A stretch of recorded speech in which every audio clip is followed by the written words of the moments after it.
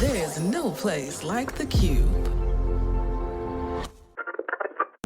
Family, it is Pride Month, and this is your favorite queer radio personality, Anna DeShawn, and I am so freaking excited to be kicking off another Pride Month on this Queer News podcast, just living out and proud and unapologetic.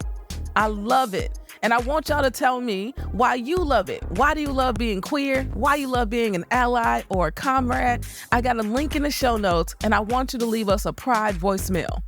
I want to share them with the listeners so that we can be reminded just how magical we are, just how beautiful we are, how wonderfully made we are. So leave me a voicemail. You listening to this pod right now, I'm talking to you. I want you to leave me a voicemail. I want to hear your voice, and I want to share it with the rest of our listeners. Cool? Cool.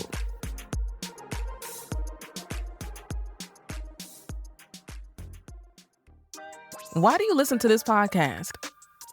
I'm assuming you listen because you value queer news, you value independent media, you value local media. And as a member of SEMA, the Chicago Independent Media Alliance, I get the chance to network and support other media outlets like E3 Radio. Every year we do this really dope fundraiser where we raise money for our outlets, and it's that time. So between June 5th and June 19th, we get an opportunity to raise money for 47 local and independently owned media outlets here in Chicago. And so if you enjoy queer news, if you enjoy what we do, then I know you'll want to support all of my fellow colleagues through this campaign. I've got a link in the show notes. You can check out all the outlets, and whatever you give gets evenly distributed across all of the outlets. How dope is that? Because a rising tide lifts all boats, and that's what we're doing. So support community-driven media, donate to our outlets, and support what we got going on. We really appreciate you. What has 144 players, 12 teams, and one league that you should tap into? If you guessed the WNBA, you already know. If you didn't, we'll get you up to speed real quick. My name is Money, and this is Rebound Revolution, bringing you the revolutionary on and off the court happenings in the W. Join me and a special guest each week as we watch them work. Listen to Rebound Revolution wherever you get your podcasts. Now for the news. A Tennessee judge rules their anti-drag law, yeah, the one in Tennessee, this judge ruled it's unconstitutional. Iowa signs its own version of Don't Say Gay legislation. Adidas is another brand catching hate for its Pride collection, and Out on Film is raising money for its new Filmmaker Fund. Let's go.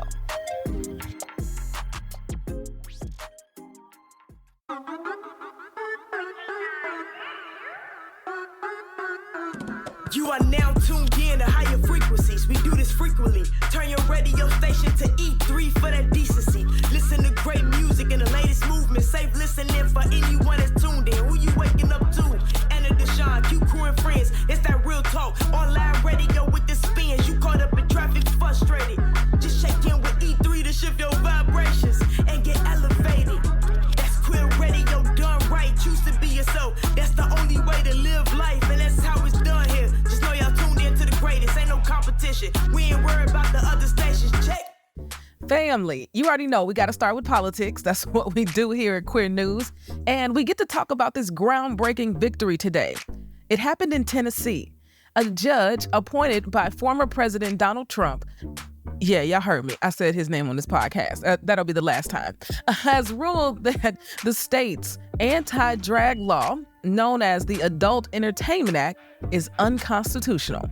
Yeah, you heard me. You heard me right. The orange man, his appointed judge, voted in favor of the gays. Man, I'm telling you, last week, right, I reported about how the Republicans in the House in Texas impeached their own Republican Attorney General.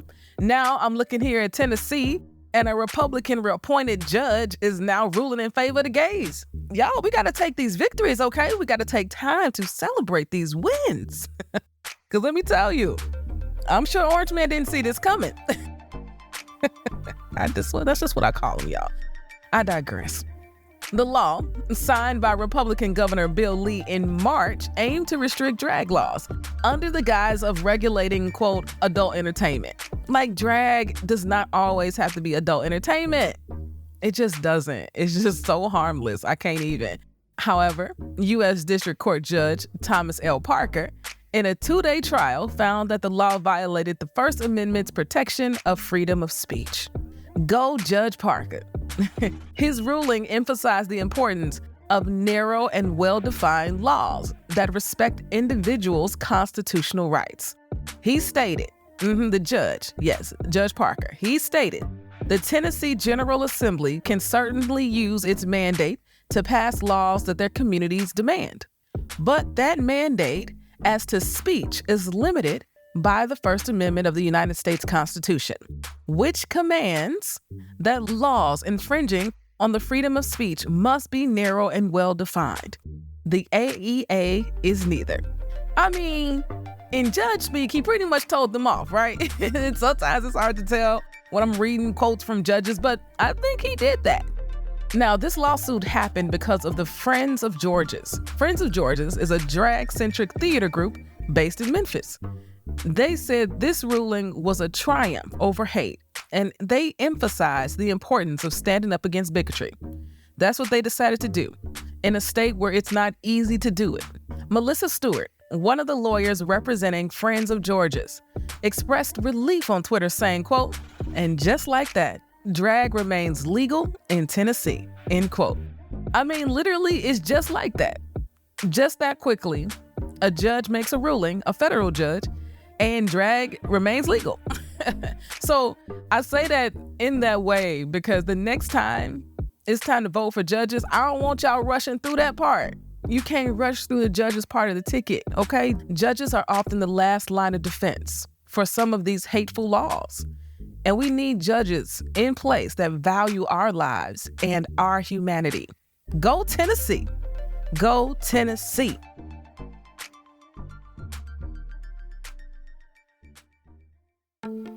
In just a little bit more political news, Iowa just signed its own version of the Don't Say Gay legislation just this past week.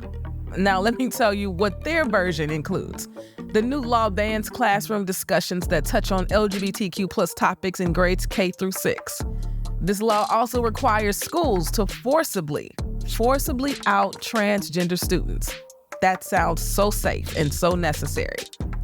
In addition, this bill would remove information about HIV and AIDS from required curriculum standards in the state. How does that help anyone? How does removing curriculum about HIV and AIDS help anyone? It just doesn't. It puts these young people in Iowa at more risk. How ignorant of them to go out in the world and not even know what HIV/AIDS is. Y'all, I don't know. I just can't sometimes. I just don't even know what to say sometimes. Some of this stuff is just so ridiculous, I don't even know what to say. I got an email this past week from the National Center for Lesbian Rights, NCLR. If you don't get their emails, you should fix that and subscribe, okay? I get their emails all the time, but this one made me stop. It made me want to report back to y'all on this pod because it included some stats that I didn't know and I felt like we all should know. For example, there have been 530 anti-LGBTQ bills introduced in state legislatures just this year. 18 states have banned medically necessary care for trans youth, but only 10 are being challenged in court. 21 states have passed school sports bans, many specifically targeting trans girls, right, between the ages of 5 and 17. But only 5 of the 21 are being challenged in court. 3 states have passed forced outing laws for trans kids in school. None of them are being challenged right now. Also, many states have passed bathroom bans and don't say gay or trans laws. Only 2 are being challenged. Y'all, so what just happened in Iowa, what we just talked about in Iowa, if organizations like NCLR don't have the budget or the staff to challenge laws like that, y'all, we are in trouble. Like real trouble.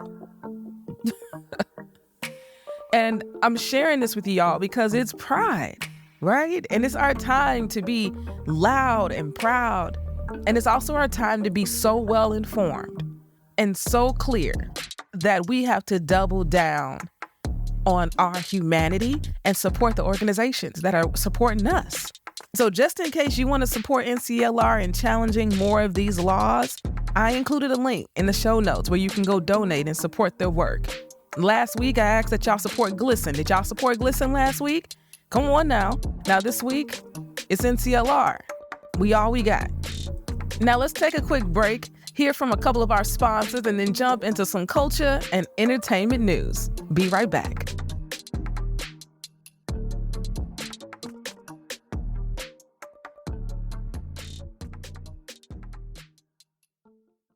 It's summertime shy, which means it's time for another epic lipstick and lace white party. Y'all better get ready. Saturday, July 1st is Black Pride weekend, and it is going down at the Bottom Lounge, 1375 West Lake Street. Doors open at 9 o'clock. It's $15 till midnight and $20 after. You can get in free admission if you take an HIV test on site at the party. DJ Lamont and DJ Lil Jon are holding it down. You can book your tables, and it's free street parking. Follow Lipstick and Lace on Facebook. And don't miss this party. I'm gonna be sexy, you gonna be sexy, we gonna be sexy together at the white party.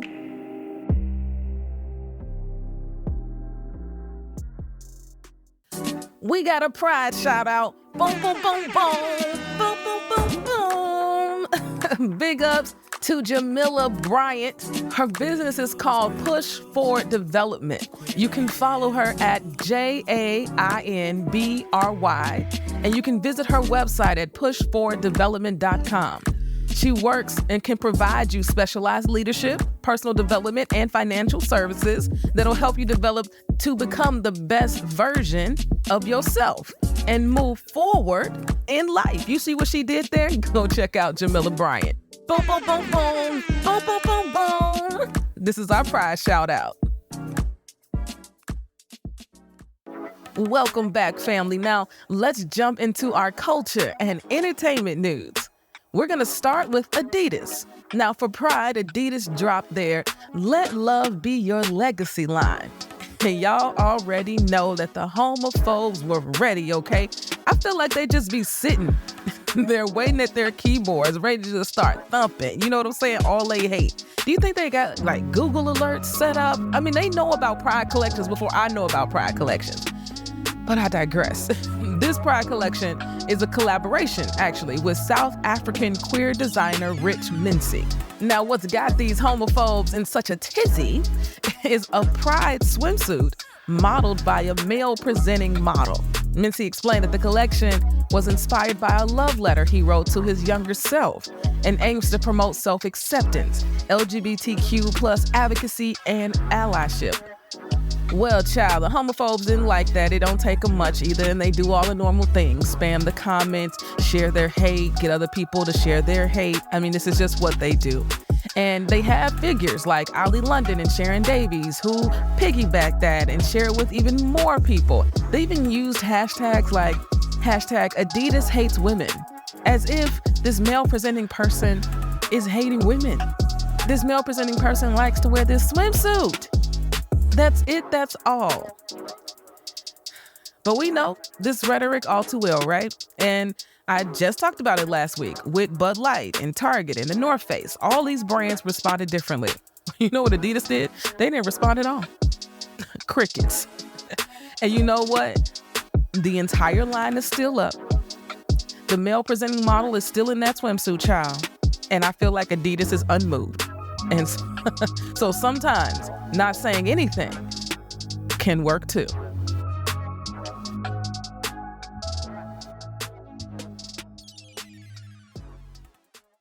Now, for our last story today in culture and entertainment, I want to amplify Out on Film.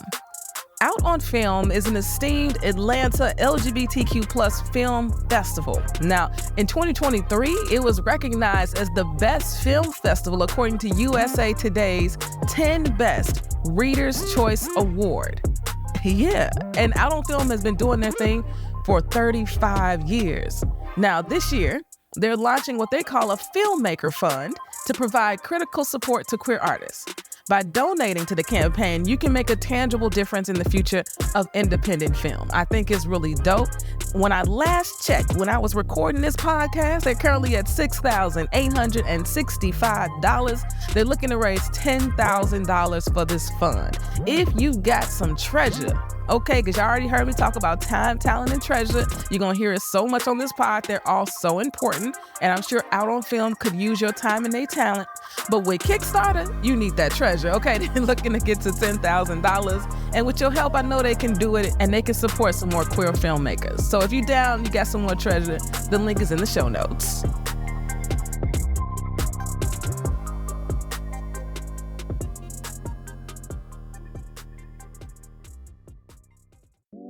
It's that time of the podcast, family, where I end with a word, because Anna's always got a word. And today, I want to end with Elliot Page. You know, Elliot just recently dropped their memoir, Page Boy, which you need to scoop ASAP. And he said, the act of writing, reading, and sharing the multitude of our experiences is an important step in standing up to those who wish to silence and harm us. Books have helped me, saved me even. So I hope this can help someone feel less alone, feel seen, no matter who they are or what path they are on. Come on, Elliot, come on. And I just know their book is going to do just that. His book is going to do just that.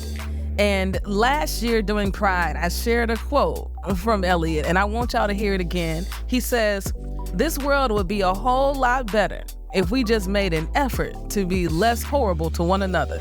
So yeah, family, go out there and just be a little less horrible, you know? Till next week, peace. If you enjoyed what you hear, rate and review us inside your favorite podcasting app. This podcast is a production of E3 Radio, your #1 queer radio station playing queer music and reporting on queer news in high rotation.